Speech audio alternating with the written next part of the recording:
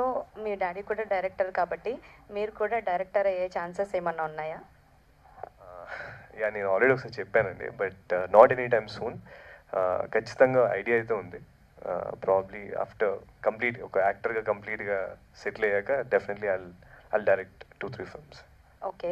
మీ ఇంట్లో మీకు బాగా సపోర్టింగ్ అంటే మీ ఫాదరా, మీ మదరా ఎక్కువ సపోర్ట్ చేసేవారు లైఫ్ ఎండ్ వరకు? అంటే బేసిక్గా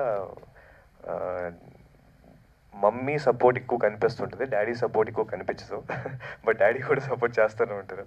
ఆయన అంటే నేను ఎక్కువ మాట్లాడలేను డాడీతో, చాలా మోమాటంగా చాలా భయంగా ఉంటాను డాడీతో.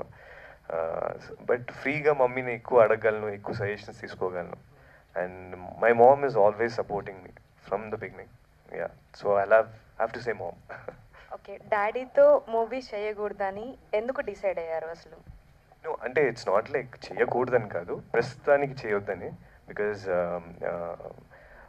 ఇప్పుడు I really want like prove my self as an actor first.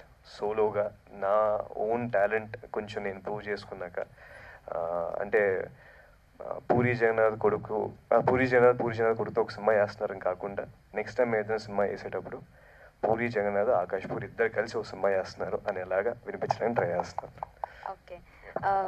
అంటే